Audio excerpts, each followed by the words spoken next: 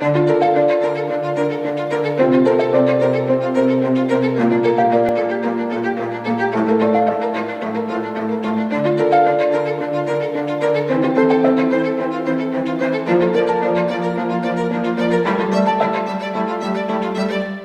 el año 354, el Papa Liberio le puso fecha al nacimiento de Jesús el día 25 de diciembre. Después del Concilio de Nicea, el emperador Constantino estableció la Navidad durante el festejo romano conocido como Sol Invictus. El cristianismo se convirtió en una marca profunda para la cultura occidental que se prolongó a través de los milenios. Fue el día que nació el hombre, que cambió la historia. Y para hablar al respecto estamos recibiendo al antropólogo Alejandro Salazar, que nos va a ayudar a entender un poco, ¿no?, la magnitud y la dimensión de lo que estamos conmemorando este 25. Ale, bienvenido, gracias por estar. Muchas gracias por la invitación. ¿Una fecha puesta políticamente? Es una fecha puesta políticamente correcta en el punto en cual este personaje histórico y además religioso transita una etapa de la historia por un momento consolidada y por otra vez convulsionada. Estamos hablando de la figura de Jesús, de la figura de Jesucristo, el Mesías, el ungido, que son todos los apelativos o sinónimos que se puede aplicar para este personaje histórico. Entender que el Imperio Romano en aquel momento, estamos hablando del año, entre el año 0 y 30, 35, después de Cristo, obviamente, manifiesta que o ponemos en evidencia un imperio romano muy fuerte, con un pleno dominio sobre el Mediterráneo y todas las zonas allegadas, y este personaje que nace en un contexto religioso como espacial y territorial, que va a marcar por lo menos todos los 2000 años hasta el presente. Este personaje que evidentemente es un personaje histórico, es un personaje que está inscripto en fuentes más allá de la cuestión meramente eclesiástica o los evangelios que conocemos, los 4 evangelios y las cartas, por ejemplo, de los apóstoles, y que manifiesta justamente un personaje, por un lado revolucionario, pero con una filosofía que apunta no solamente a la lucha o a la liberación, sino a la mirada hacia un pensamiento diferente que tiene que ver con la mirada de encontrarse con un ser superior, ese Dios que viene a cambiar las estructuras o por lo menos el juego que hasta aquel momento se llevaba adelante. Ale, ¿en qué contexto nació Jesús? Decíamos, en este imperio romano muy poderoso, muy dominante en toda la zona del Mediterráneo, pero también no con una comunidad judía que tenía su impronta, que tenía su herencia y su tradición, y es ahí donde nace Jesús, ¿no? Es en ese lugar, lo que nosotros conocemos como el corredor sirio-palestino, Jerusalén o la zona de Judá, dividida en 3 grandes sectores, ¿sí? Galilea, Jerusalén y Judá, donde se encontraban este pueblo que realmente había sufrido a lo largo del tiempo, ¿sí? Persecuciones, esclavitud, y que había logrado encontrar, entre comillas, un tipo de liberación, por lo menos en algunas creencias religiosas, pero seguía dominado por el Imperio Romano. Y de ahí que desde una cuestión, organización tribal, ese territorio estaba muy dividido en cuanto al pensamiento y a la doctrina y a cómo esas creencias se podían interpretar. Más o menos, digamos, desde un tipo de ortodoxia o de un tipo de heterodoxia en aquel momento. Aquellos que cumplían a rajatabla la ley y aquellos que hacían, entre comillas, algún tipo de reinterpretación a partir de algunas cuestiones políticas y económicas a conveniencia de algunos sectores de aquel momento. Y lo definiste a Jesús como un revolucionario, digo, tiene que ver con esto, ¿no? Tiene que ver con esto, es instalar un personaje, ese personaje histórico, religioso que llega con una mirada apuntando hacia los pobres, hacia los sectores que dentro de ese contexto territorial estaban totalmente olvidados, ¿sí? Porque el manejo de la cuestión política y económica estaba dado en ciertos sectores altos dentro del pueblo hebreo y que estaba muy inmiscuida la cuestión religiosa, que era lo que dominaba la vida y dominaba la economía. Y en ese contexto nace este personaje que en la cuestión bíblica o en la cuestión de linaje proviene, ¿sí? Tanto su madre como su padre putativo es San José, proviene del linaje de David, que es ni más ni menos que el rey, o uno de los reyes más importantes dentro de la tradición hebrea. Y hablemos de la imagen de María, ¿no? Digo, en función de esta tradición hebrea, ser la elegida para engendrar el Hijo de Dios en el relato bíblico, bueno, claramente la pone en un lugar diferente, ¿no? ¿Qué lectura hay desde la antropología de ese personaje protagónico en esta historia? Yo creo que podemos encontrar una explicación antagónica hasta ese momento. Primero porque la mujer en ese contexto cultural y geográfico sigue siendo muy parecido al actual. Digamos, la mujer sigue estando sumida a un tipo de patriarcado, puertas hacia adentro, ¿sí? Como lo hemos visto en el último mundial, y ha quedado bastante bien puesto de manifiesto, y seguía en aquel momento, era así esa situación. María, al ser elegida dentro del canon religioso como la madre de este personaje histórico, el Salvador, tiene como una doble figura, una naturaleza humana, ¿sí?, que es esta, la de ser la mujer, la de ser la madre, pero también al ser elegida podemos establecer una naturaleza divina, porque es la elegida de este ser superior, Dios, Yahvé, o el nombre que podamos entender. Entonces, ahí podemos llegar a pensar en ese relato teológico, filosófico, que hay como una unión de estas dos sustancias, ¿sí?, o identidades que se mezclan para dar, digamos, la vida a este Salvador, a Cristo. Pero hay una tercera imagen que no la podemos perder de vista, que es el ser mujer. Como dijimos anteriormente, el ser mujer en esta condición nos permite ver que hay como un cierto protagonismo. Protagonismo que los evangelios a veces lo dejan de lado, pero protagonismo que en algún momento de la lectura que podemos hacer de alguno de los evangelistas lo pone como el punto inicial, ya sea el nacimiento, ya sea las bodas de Canaán, por ejemplo, o ya sea la crucifixión de Cristo. Son tres momentos muy importantes de la vida de este personaje histórico donde esta mujer pone o está presente puntualmente. Sí, con una presencia, a ver, no es la palabra dominante, pero es una presencia muy importante en la figura del Mesías, ¿no? Exactamente, es importante porque las mujeres en aquel momento de esa vida de Jesús, esos 3 años de vida pública, se mantienen como al margen de la situación, pero ella aparece, este personaje, en los 3 momentos claves de la vida de Cristo o de Jesús, ¿sí?, que es el nacimiento, las bodas de Canaán y la crucifixión. Ale, y José el carpintero, vos hablabas del padre putativo recién, un lugar ingrato para la cultura occidental, si los hay, pero bueno, desde el relato bíblico naturalizado y puesto en un lugar de valoración, ¿no? El de José, este carpintero que deviene de la estirpe de David, hay muy poca información. Vos sabés que estudiando y leyendo un poco, es poca la información. También es poco por lo menos los evangelios de la Iglesia Católica, que lo pone de manifiesto, lo pone solamente en el lugar del pesebre y luego en un pequeño momento de la infancia de Jesús. Muere ahí cuando Jesús era un niño.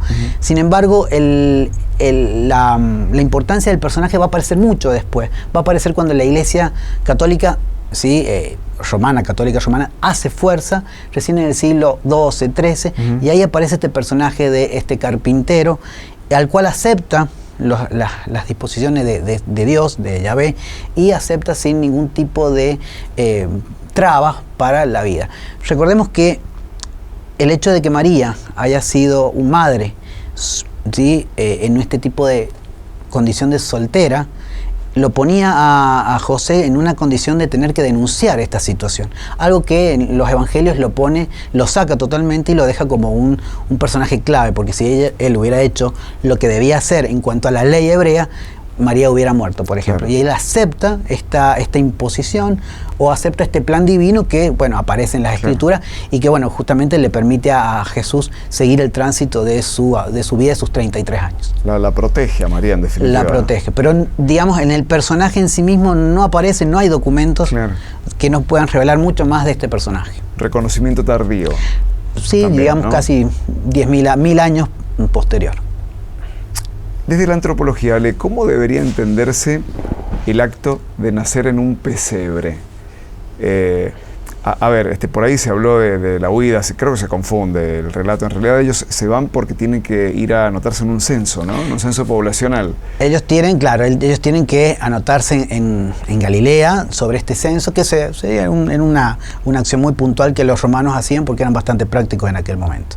Sin embargo, el hecho de nacer en un pesebre tiene una connotación desde el punto de vista cultural muy simbólico, porque establece también una dialéctica importante, porque si Jesús es el Salvador, es el Rey, es la figura más importante, ¿sí?, del cristianismo, nace en el lugar menos indicado para un rey, que es el lugar más pobre que se puede encontrar en ese contexto, ¿sí? Un pesebre, que es el lugar donde los animales, digamos, un tipo de lugar donde los animales estaban, dormían, y es el único lugar que encuentran acondicionado para el nacimiento de este personaje. Seguramente un parto muy difícil en esas condiciones, ¿sí? Difícilmente, pensándolo desde una mirada medicinal, podríamos decir, difícilmente José haya sabido qué hacer en esas circunstancias. Claro. Digamos, si nos ponemos a pensar, hay otros personajes que no aparecen en esas circunstancias, pero bueno, dan en ese espacio, es un espacio simbólico que ayuda a que el personaje crezca en un contexto donde él se va a mover toda su vida, que es el lugar de los pobres, el lugar alejado de la ortodoxia judía que en aquel momento existía. Claro. Pienso en el contexto, pienso en el momento, y aún así era el peor lugar posible, ¿no? Es el peor lugar posible para este personaje histórico. Ale, hemos consultado a algunos especialistas desde el ámbito religioso, pero también con una mirada filosófica, respecto de este tema que estamos hablando de Jesús, el hombre que cambió la historia. Yossi Sepiorca Keila es seminarista de la comunidad judía de Tucumán. Mira lo que dice. Desde la tradición judía de manera general e independientemente de la rama de la tradición judía de la cual hablemos, seguramente podemos encontrar opiniones diferentes de si existe un Jesús para el judaísmo.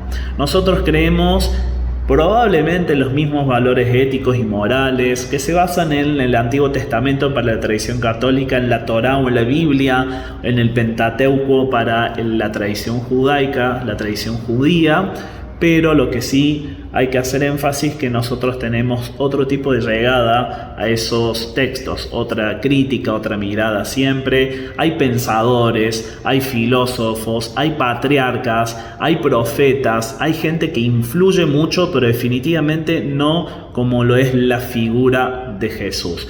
De alguna forma hay una frase muy interesante en la Torá que dice: Dios le pide al pueblo judío, construyanme un tabernáculo y yo habitaré en ustedes. Definitivamente Dios está en cada uno de nosotros y no se ve reflejado en ninguna figura en particular. Es una mirada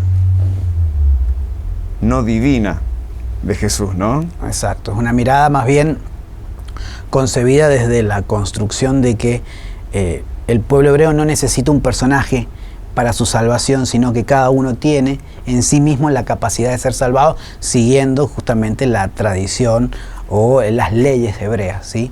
En este sentido, si nosotros nos ponemos a pensar en Jesús, en este Jesús cristiano, perdería un sentido, digamos, esta explicación para los que profesan la religión cristiana, porque justamente este Salvador en la lectura del Antiguo Testamento ya está preanunciado anterior por los profetas, ¿sí? Más a tal punto que cuando se pone manifestado, se manifiesta en los evangelios con algunos prodigios que podríamos decir como mágicos en algún punto de vista, empieza a haber una creencia de este personaje ya no como un profeta, sino que algo más, sino como el Mesías o el ungido que tanto venía esperando este pueblo hebreo. Sin embargo, el pueblo hebreo esperaba otro tipo de Salvador, no un Mesías que hablaba de una filosofía de la paz, del otro, como parte también de esa relación humana, sino que buscaba un Salvador que tuviera la capacidad de armamento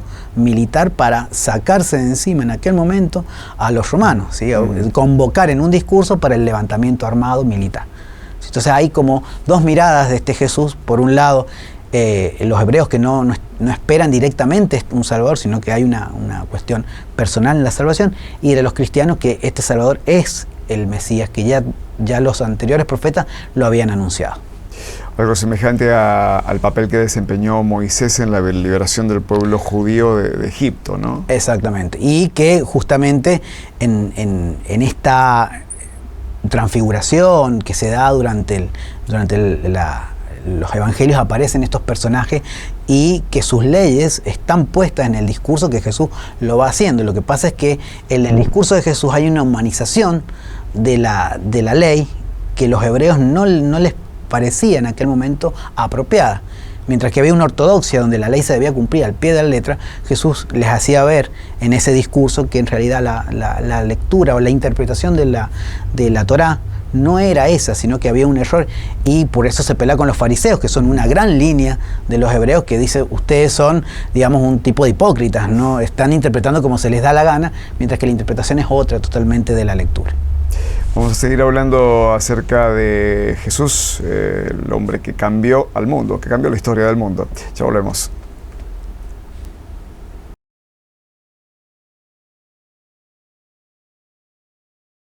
Estamos de regreso hablando con el antropólogo Alejandro Salazar acerca del día que nació Jesús, el hombre que cambió la historia. Y nótese que decimos el hombre que cambió la historia, porque es una mirada desprendida dentro de lo posible, de lo religioso. ¿Se puede desprender la imagen de Jesús de lo religioso? No se puede. No se puede porque hay fuentes que no están dentro de los cánones religiosos, que nos pueden llegar a servir como, digamos, algunos libros de Josefo, por ejemplo, o de Tácito, que nos manifiestan a este personaje dentro de la historia, pero siempre recurrimos a la fuente de los evangelios o de las cartas de los apóstoles para poder comprender los contextos. Más allá de que en ese tipo de fuentes hay, obviamente como toda fuente, una determinación muy parcial de una realidad. Entonces ahí tenemos un gran problema que no nos permite a los historiadores o a las personas que desean hacer como una mirada más subjetiva de la ciencia, bueno, ciertos aportes. Entonces tenemos que buscarnos otro tipo de fuentes y son muy pocas las que existen. Tenemos los famosos evangelios apócrifos, que no son los que están dentro del canon de la iglesia, pero también, digamos, no tienen cronologías que nos sirvan para poder comprender ese personaje histórico. Hablamos de Jesús, de su madre, de José, el carpintero, y quiero que hablemos de Juan el Bautista, que también tuvo un rol importante en ese rito bautismal, que fue como el punto de partida de la vida pública de Jesús, ¿no? Contame un poco, ¿qué significaba esto del bautismo y del agua? Este personaje es clave en la vida de Jesús y en la vida del cristianismo, ¿sí? Porque para mí uno es el profeta bisagra, porque ahí podríamos decir que hasta ahí llega el Antiguo Testamento en sus profecías, en sus relatos, y a partir de ese contexto él abre la puerta a este personaje histórico y le da el paso. A tal punto hay una filiación entre Jesús y San Juan Bautista o Juan Bautista, porque son primos lejanos, pero son primos. Isabel es prima de María, ¿sí? Y este niño que había nacido obra de un milagro según los textos bíblicos. Y el hecho de que él afronte dentro de ese contexto judaico o el judaísmo una misión que es la de cambiar o permitir el acceso a algo nuevo que está por llegar, según su interpretación, se debía hacer a partir de un rito. El bautismo es un rito de iniciación, como cada cultura tiene los suyos, y que permite para los cristianos entrar a una nueva vida, ¿sí? A partir de eliminar estos pecados o estas grandes malas acciones que no estaban, digamos, no son inherentes al hombre en sí mismo, son inherentes a un pasado, ¿sí? Que devenía de Adán y Eva. O sea, ese pecado original, como se lo denomina, había quedado en toda la sociedad, en todos los hebreos, y eso había que limpiar para este nuevo personaje pudiera llevarlos a la salvación. Entonces ahí tenemos como el rol de este personaje, un rol que es protagonista hasta el bautismo de Jesús, y después desaparece de la escena bíblica, después muere. Sí. Cortan la cabeza. Lo decapitan. Lo decapitan, ¿sí? Y él acepta, en la Biblia acepta esta muerte, porque en realidad él sabe, desde su concepción, o por lo menos lo que plantean las Escrituras, que su fin era ese. Digamos, él tenía que abrir esa puerta. él viene siendo un profeta, lo podríamos poner dentro de el último profeta antes de Jesús, y que manifiesta la necesidad o está esperando la llegada de este personaje.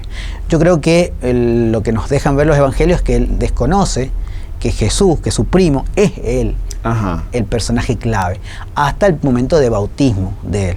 Entonces, cuando hay un bautismo, este relato que se mezcla con una cuestión mágica de esta voz que aparece y que nombra que este personaje es el Hijo de Dios, ¿sí? Ahí se da cuenta, según la Escritura, de que este es el personaje que debía venir para la salvación. Y ahí como que desaparece el personaje del Bautista, de Juan el Bautista, dentro de las Escrituras y dentro de la cotidianidad. Nosotros en San Juan tenemos, digamos, nuestro patrono de la ciudad es San Juan Bautista, y con eso tenemos bastante como para poder hablar. Y están las figuras de los 12 apóstoles, ¿no? Que en realidad eran muchos más también, ¿no? En cuanto a seguidores. ¿Qué rol cumplían en la época estos militantes? ¿Es correcto? Podríamos asemejarlo a militantes, sí, podríamos asemejarlo claramente. Son 12, en realidad son muchos más que 12. Pero la figura del número 12 para el relato bíblico es fundamental. Primero porque representa las 12 tribus que componen el pueblo de Israel. Pero lo importante tal vez de estos personajes es que ninguno de estos personajes comprende o está dentro de la ortodoxia hebrea, sino que son personas que provienen de del estrato más bajo social, o sea que cumplen los roles, ¿sí?, de carpintero, pescador, digamos albañil. Y en esos 12 personajes Jesús comienza esta misión de enseñanza, de la enseñanza que después se va a convertir en el inicio de la iglesia primitiva un poco más adelante.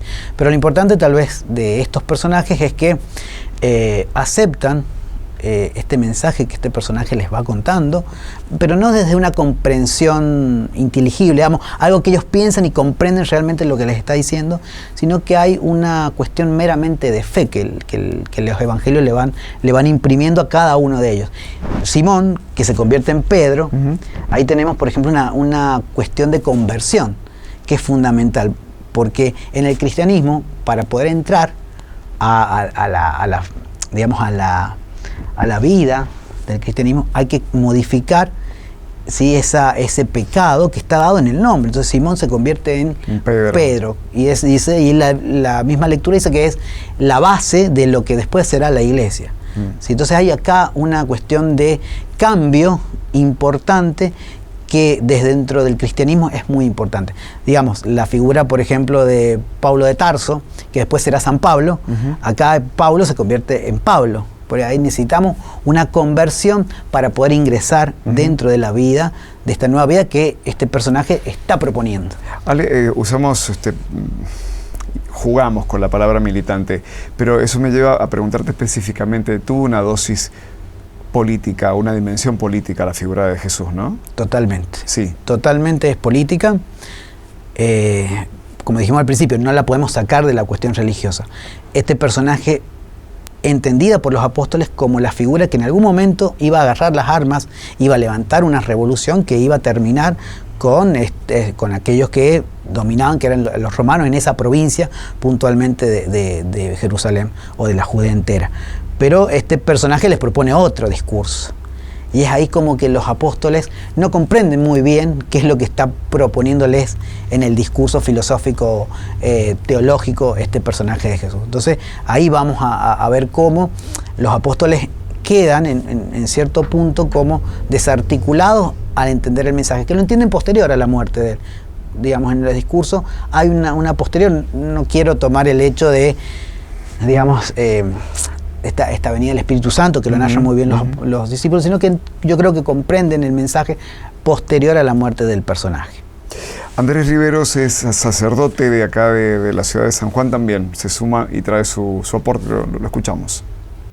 Su muerte en la cruz es el mayor acto de amor que ha habido y que podrá haber, porque Dios mismo ocupa nuestro lugar para que, saldada la culpa de nuestro pecado, pudiéramos tener acceso nuevamente a la eternidad. Por eso la muerte de Jesús como acto de entrega, de sacrificio, de amor concreto, es para todos los hombres la muestra de cuánto nos ama Dios, hasta entregar la vida de su Hijo por nosotros. Por eso los cristianos llevamos una cruz, no como un signo de fatalismo, de tragedia, sino como un signo del gran amor de Dios que allí se manifestó plenamente. El tema de la cruz y de morir en la cruz tampoco parece aleatorio, ¿no? No, y da respuesta al fin del personaje. El personaje propone la salvación a partir de un sacrificio, y el sacrificio más importante es la muerte. Y eso remontamos en la lectura del Torá y del Pentateuco, donde los hebreos necesitaban un sacrificio para agradar a la figura de Dios. Entonces, la salvación también tiene que darse por un sacrificio. Y en aquel momento, el sacrificio más terrible que podía vivir una persona era ser muerto en la cruz, que es el símbolo, ¿sí?, del castigo y el símbolo de la humillación más importante que podían permitir o juzgar los romanos en aquel momento. O sea que ese símbolo de la cruz es fundamental para comprender como el mensaje filosófico que va haciendo Jesús y que él lo va anunciando en las Escrituras. Entonces termina siendo en esa muerte el símbolo importante que después la Iglesia lo va a tomar y lo va a llevar adelante, como lo dice el Padre en esta entrevista. Digamos, ¿es necesario? Sí, es necesario, porque si no hay muerte en una cruz, o no hay muerte fatídica, no hay... Y eso lo podríamos llegar a analizar desde la antropología de las religiones. Si no hay un sacrificio, no hay sentido de ser. Entonces ese sentido de ser es, en este caso, la muerte. Y la muerte es redentora. ¿Sí? Y la muerte, y la máxima redención es morir de la peor de las formas. A ver, me estás diciendo que la cruz le dio sentido al personaje histórico que estamos analizando. Sin cruz no había Jesús. Es fuerte eso. Sin cruz no hay Jesús y no hay sentido. Claro. Digamos, hoy no estaríamos hablando de este personaje si no hay cruz. Porque al fin y al cabo, el máximo símbolo del cristianismo es la cruz. Nos acercamos a cualquier iglesia evangélica o cualquier iglesia católica apostólica romana, está la cruz primero. Sí. Y ese símbolo de muerte es lo que da sentido a todo el discurso y a sus 33 años. Él sabe que debe morir, y esa muerte es lo que va a permitir el resto. Va a dar la apertura a un nuevo momento. Usaste una palabra muy fuerte hace un ratito, y es humillación. Fue una muerte de las peores, y además con esta dosis de humillación que no es lo mismo que cualquier otra muerte, ¿no? No, porque el hecho de morir desnudo, azotado y siendo burlado es tal vez la peor de las muertes. Y el hecho de, que en los evangelios lo narra bastante bien, el hecho de llevar su propia cruz hacia el lugar donde va a morir tiene que ver con un sentido de sacrificio. Al fin y al cabo va a terminar, él sabe que va a terminar muriendo, y ahí va a terminar, o va a empezar en todo caso, otro momento, que es el momento de la salvación. Bueno, a ver, estábamos hablando de Pedro recién, que fue en definitiva el iniciador de la Iglesia Católica tal cual la conocemos hasta nuestros días, ¿no? A punto tal que en esa línea sucesoria hoy hay un argentino. Hoy tenemos un argentino. Ese mismo trono, ese mismo espacio. ¿Cómo es que la Iglesia se convierte en esto? En esta institución milenaria, poderosa, influyente, con sus matices. Tal vez no sigue a veces esa filosofía de Jesús, al fin y al cabo.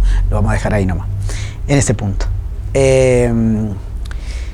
Los primeros momentos luego de la muerte del personaje son momentos de mucha vacilación de estos seguidores, de estos militantes de Jesús, en cuanto a qué van a hacer ahora, digamos, de esa filosofía que ellos entienden que tienen que pregonarla, ¿dónde la van a pregonar? Y acá aparece nuevamente el tema del Imperio Romano. Qué importante es el Imperio Romano, que en aquel momento, siglo I, siglo II, el Imperio Romano tiene el máximo auge. ¿Sí? Esta serie de emperadores que devienen de Augusto, por ejemplo, primero los van a perseguir, porque al principio el cristianismo es una secta, está cerrada, sus ritos que ellos van generando con el tiempo, y son una mixtura de muchas cuestiones religiosas del momento. Ellos van armando sus propios ritos, ellos van empezando a escribir desde el recuerdo y desde la oralidad esa vida de Jesús. Comienza de a poco a tomar importancia, ¿sí? Sin embargo, acá tenemos a Nerón, por ejemplo, que los va a terminar no solamente persiguiendo, sino burlándose de ellos en pleno circo romano, y con una muerte trágica y dolorosa. De ahí van a aparecer los primeros santos. ¿Sí?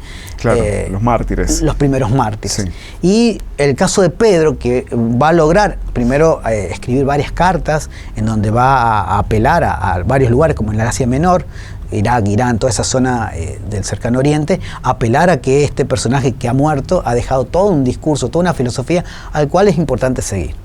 Y llegar a Roma le permite a él llegar al centro del mundo. Ese es el centro del mundo conocido. Y si llegas a ese centro del mundo, podés irradiar desde allí toda la filosofía.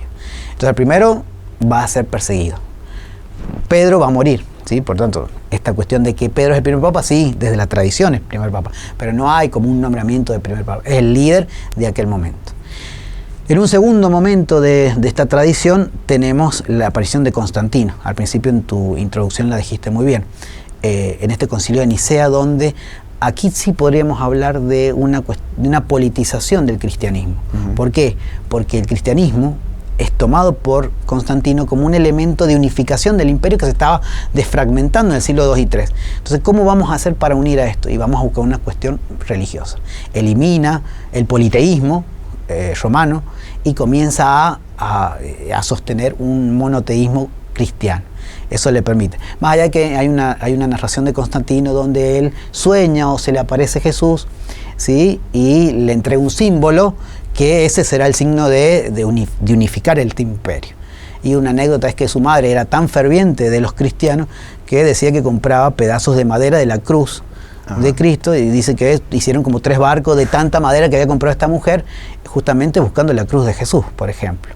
Entonces, qué importante es que se politiza esta imagen y logra unificar a ese imperio en decadencia en una idea, que es la idea de Jesús, la idea de este monoteísmo religioso, que bueno, de ahí en adelante van a empezar a aparecer estos personajes que se van a convertir en los papas, que significa padre o líder religioso, pero que además va a ir tomando, a medida que vayan pasando los siglos y hasta la actualidad, un rol no solamente religioso, sino un rol político muy fuerte, y que durante los siglos 10, 11, 12, 13 va a ser muy importante, porque los reyes van a necesitar de la figura sacerdotal o de la figura del papa para poder ser coronado, porque el poder siempre deviene de Dios, y el único que puede imponer ese poder son los papas.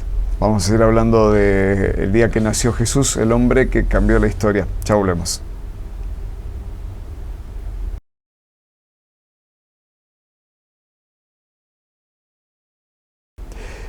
Estamos hablando con el antropólogo sanjuanino Alejandro Salazar acerca de Jesús, el hombre que cambió la historia. Y estábamos entrando en tema acerca del desarrollo que tuvo la Iglesia Católica a través de los milenios, a partir de una necesidad política del Imperio Romano, de Constantino, pero luego la Iglesia tuvo su propia dinámica, ¿no? La Iglesia tuvo su propia dinámica y fue fortaleciéndose. ¿Cómo fue ese proceso hasta este Vaticano que tenemos el día de hoy, que tiene su influencia, que tiene su poder, que tiene una voz escuchada? La Iglesia fue creciendo y después de haber pasado su etapa primigenia, esa primitiva Iglesia católica apostólica romana, se va afianzando, y desde Roma comienza a ser el eje central de donde justamente va a partir este pensamiento político religioso, en este sentido. Y ya para el primer milenio, el año 1000, el siglo XI, XII y XIII, vamos a ver una iglesia fortalecida, y ya sí vamos a tener a un papa que no es solamente una figura débil, sino que es una figura estrictamente poderosa, donde los primeros monarcas en aquellos estados-nación europeos temen a su palabra y a su accionar, y sobre todo cómo se va construyendo la mirada del poder en relación al Papa, en relación a lo divino. El poder proviene de Dios, como dije en el bloque anterior, y estos reyes necesitan del Papa para ser coronados.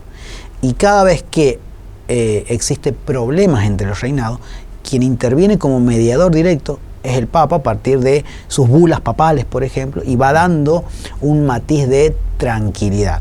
¿Sí? Eso es importante como destacarlo. Ya en el siglo XV y XVI tenemos una fuerte ruptura cuando se produce la reforma protestante, la reforma de Martín Lutero, donde evidencia un problema que tiene que ver con el dinero, que tiene que ver con la venta de indulgencias y que justamente provoca un quiebre y una rama se abre del cristianismo con Martín Lutero y después Calvino, por ejemplo, y Enrique VIII, que deviene de una cuestión más de polleras, de alcoba. De alcoba, podríamos decirlo. Sin embargo, ya tenemos para el siglo XV 3 ramas, ¿sí?, que derivan de este personaje histórico que es Jesús y de su discurso puntualmente. Claro. Y no podemos alejarnos mucho de la llegada del catolicismo a América y de la imposición y la evangelización que realizan las doctrinas, entre ellos jesuitas, por ejemplo, dominicos, franciscanos, entre otros, que vienen a imponer un pensamiento religioso político que viene de la mano del castellano, que viene de la mano de España y que es muy fuerte en toda Hispanoamérica, ¿sí? Entonces también es importante tener en cuenta el siglo XV y siglo XVI. Claro, deviene justamente de la conquista. Deviene de la conquista. Y en el último tiempo vemos a un Vaticano fuerte, un Vaticano que en la historia contemporánea tiene mucha vinculación con los líderes políticos de todo el mundo, y voy a hablar de los regímenes totalitarios, cortamente Hitler, Mussolini, mucha relación también con algunos personajes latinoamericanos, como el caso de Perón, por ejemplo, donde hay una unión. Y para los líderes políticos, estar unidos al Vaticano y estar unidos a la Iglesia Católica es fundamental, porque también impone una cierta idea filosófica de la mirada que estos personajes políticos tienen en relación a las Escrituras, en relación a Jesucristo, en relación a cómo ellos van a actuar como mandatarios en aquel momento. Claro. Es como entenderse con Dios. Exactamente. Y es necesario. Escuchemos al rabino que nos da su opinión respecto también de la figura de Jesús desde otra perspectiva. ¿Es Jesús una figura relevante? No hay duda que para el mundo entero ha sido una figura importante, que ha cambiado paradigmas, que ha cambiado formas de pensar. Propiamente y desde el lado judaico, desde el lado de la religión, de la tradición, independientemente desde las distintas ramas de la tradición desde la cual uno hable, uno puede decir que Jesús cambió la vida de un grupo grande de personas, la creencia, la óptica del mundo en general. Desde la tradición judía, uno dice que, de vuelta, en algún aspecto era un judío en su principio, que practicaba ciertas tradiciones, pero que iba a lo mejor en una dirección diferente a la cual el contexto le indicaba o le marcaba, e iba a enseñar de otra manera otros conceptos, tal vez con la misma fuente, con la misma Torá, pero desde otra óptica. Bueno, habla de la influencia determinante de la figura de Jesús en Occidente y de una diferencia de raíz que sigue hasta el día de hoy, ¿no? A mi entender, es el personaje, digamos, desde esa mirada judaica lo está sacando del centro de la importancia, ¿sí? Y Jesús en este personaje histórico es el centro de la historia de Occidente durante los últimos 2000 años. Por eso me parece que tal vez esa mirada está bien, es una mirada muy personal del rabino quien está estudiando, pero me parece que lo saca de foco.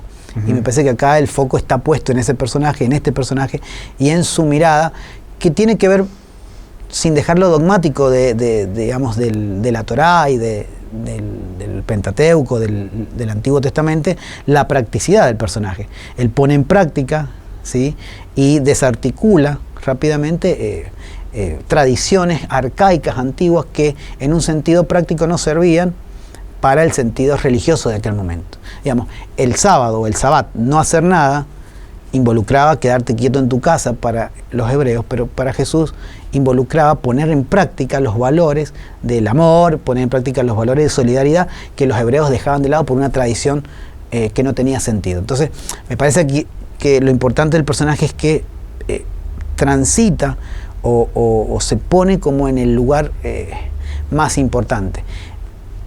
Deviene decir esto, digamos, hoy nos encontramos en el año 2022 y tenemos un punto de partida, que es el nacimiento de Cristo.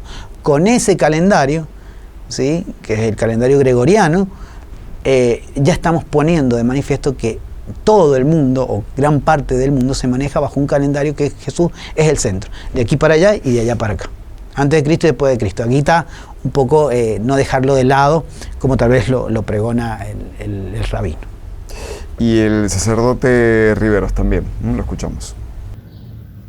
Jesús para los católicos es nuestro Dios, es nuestro Señor.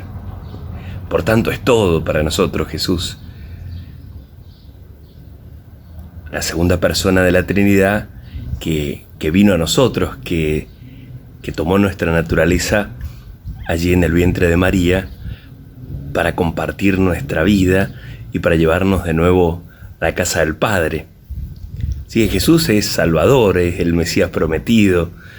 Jesús es nuestra esperanza, es el compañero de camino, es el buen pastor que nos busca, es el médico que nos cura, es el Dios que nos salva. Jesús es en verdad todo, es el camino, es la verdad y es la vida. Sí, Jesús es lo que nuestro corazón necesita para ser feliz. Bueno, un mensaje de ocasión, ¿no? Navideño. Ya acercándonos a las vísperas de Navidad, o ya en Navidad justamente. Es fundamental porque esta figura es importante para el judaísmo, es central en el cristianismo, pero también está unido al pueblo musulmán o a los creyentes musulmanes, porque es el último profeta anterior a Mahoma. Entonces, miren la importancia de estos tres pueblos o de estas tres creencias, del cual Jesús es central. En ninguno de los tres se puede olvidar de esta figura. Me parece que también tenerlo en cuenta como personaje histórico de otra mirada religiosa, que es el Islam o los musulmanes.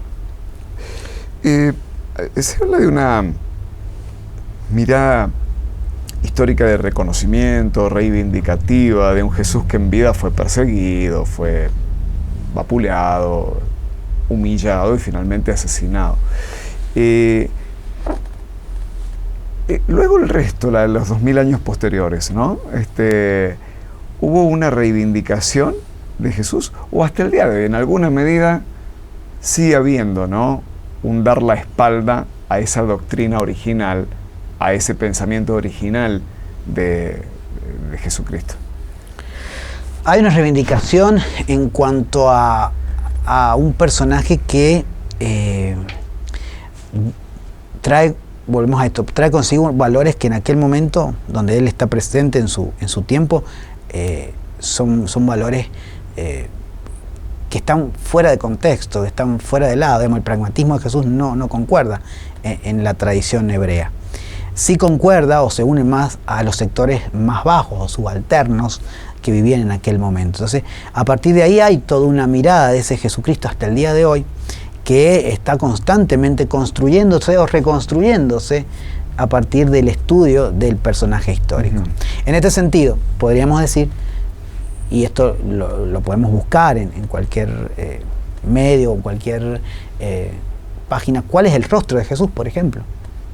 Digamos, ese Jesús que nosotros tenemos en una estampita, en la casa de la abuela, en la casa de la mamá, que sale con unos ojos celestes. El de Sefirelli. Exacto. Rubio. Y si nos ponemos a pensar, esa construcción de esa imagen de ese Jesús no tiene nada que ver con el fenotipo de hombre que tenemos justamente en medio del desierto, ¿sí?, de Siria-Palestina, que es una mirada, un color un poco más moreno, ¿sí?, con un color de ojos más oscuros, por ejemplo. Y mira cómo esa imagen que nosotros tenemos de este personaje es constantemente una idea de ese Jesús y no tiene nada que ver, por ejemplo, hoy, y que hoy se ha ido estudiando, se ha ido haciendo análisis en cuanto a fenotipos de rostro, y tenemos hoy, si los buscamos, tenemos un rostro de Jesús más o menos como debe haber sido su rostro original, por ejemplo. Más allá de en Turín, por ejemplo, donde está estas sábanas de Turín, donde se ha hecho más o menos un rostro, por ejemplo, de este Jesús. Y este Jesús también se convirtió en una literatura. Hay un colega tuyo, JJ Domínguez, ¿sí?, que escribe una saga, El caballo de Troya, por ejemplo, donde una saga literaria periodística, porque hace toda una investigación periodística para llegar a construir un relato de Jesús que, tomando fuentes, ¿sí?, lo hace un poco más humano y menos un líder o una cuestión que la iglesia ha tomado. Por ejemplo, un lindo libro que se puede leer, varios, porque son 6 tomos, en el verano. Y por ejemplo, ese relato, esa literatura de este personaje ha ido creciendo, no solamente desde la cristología que se puede ver en, por ejemplo, los seminarios donde se forman los sacerdotes, sino una literatura fantástica o una literatura mucho más humana de ese personaje hoy en día. Entonces ahí tenemos como la importancia en este momento contemporáneo de este Jesús que se va construyendo en cada momento, y que su discurso y su filosofía atraviesa la iglesia, por ejemplo, y a veces la deja descolocada frente a algunas acciones de la propia iglesia, por ejemplo. Ale, la última pregunta es una pregunta de rigor de todo este ciclo. ¿Y si esto no hubiera pasado? Ay, si esto no hubiera pasado. Contrafáctico, ¿no? Contrafáctico, un mundo paralelo. Dijeron los jóvenes, un multiverso. Claro, otro mundo. Otro mundo. Yo creo que si no hubiera sucedido, hubiéramos tenido otro personaje. No se hubiera llamado Jesús, se hubiera llamado José. Porque en la historia, por ejemplo, hay una tendencia historiográfica que es el contexto hace que aparezca el personaje. Y yo creo que en aquel momento los hebreos buscaban ese personaje que los llevara a esta revolución. Y este personaje, más allá de una revolución militar que los hebreos pensaban, los judíos pensaban, llega un personaje donde hay una filosofía de vida que modifica la vida y las prácticas. Entonces yo creo que el personaje hubiera aparecido, lo vamos a tomar fuera de la cuestión, ahora sí, fuera totalmente de la cuestión de los evangelios, y que hubiera sido otra persona con otro nombre, pero que en el discurso, en la necesidad del momento, hubiera aparecido para contentar la necesidad propia de ese pueblo, de ese grupo que durante muchos años había estado sufriendo, y sobre todo estos sectores marginados económicamente, políticamente, que son los sectores que él se va a mover en su historia, son los sectores pobres. Ale, muchas gracias. Muchas gracias a vos.